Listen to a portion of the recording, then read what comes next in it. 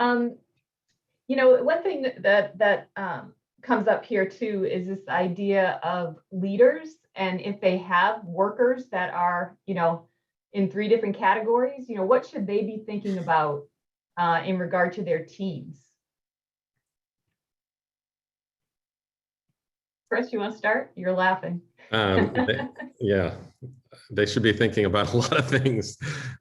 So one is, I think something I think we've always known, but certainly has come out pretty clearly in the pandemic, is leaders who are coaches and empathetic and know how to have conversations with each of their employees and meeting those employees where they are with their own struggles, their own challenges with work and family. They've been the leaders that have excelled, probably excelled before the pandemic as well. So I think it's how do we make more leaders comfortable with continuing to have those coaching, empathetic conversations with their employees. And again, if they've got employees across each of these different ways of working, whether that's fully remote, hybrid, or fully in person, how to make sure they're meeting each of them with what that person's struggling with. And so I think really turning leaders into these, coaches really is a challenge for many leaders to keep doing that. And I think, one of the consistent things that we've heard is leaders saying, "Oh, I can hardly wait till we get everybody back so I don't have to do all this stuff." Because it's just, it's such a drain on them and for some leaders it is, right? So how do we normalize those as behaviors, I think becomes a big challenge for them. And how do we give them the tools to do that?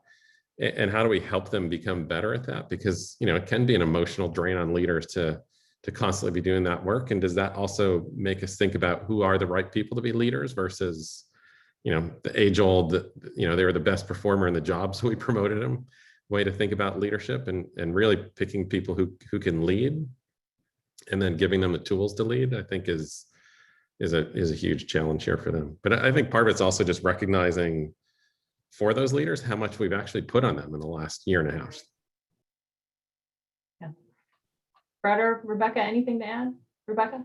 Yeah, so, all those points, getting leaders to be, better listeners, more empathetic in an ongoing way, certainly came up. Another thing that came up was at a more collective level, getting teams involved in figuring out what's going to work for them. So giving teams some collective voice and saying, what is our post-pandemic work approach going to be? Again, following that freedom within a framework. So it's not just that they have free reign to do whatever they want, but kind of here's the general framework. Now, given your local needs, given the work you're doing, your local environment, what's going to work for us as a team, so that it's not just and I think this is consistent with the leader listening. It's not just the leader saying this is the way things are going to be. It's working together with employees to say what's going to work for us as a collective. Yeah, I think that the team-centered approach that Becca highlights, something I heard in several of my working groups as well. Companies have had good success with that already in locations outside the US that are back, in the office more than maybe we are.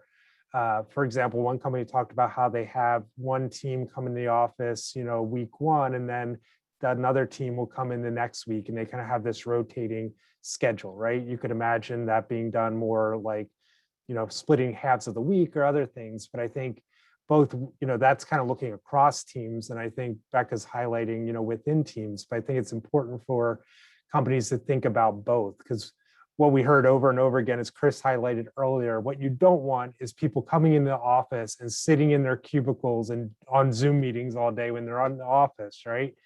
You really need to make sure, as Becca said, also making sure you're really intentional and purposeful about how you're using that in the office in person time.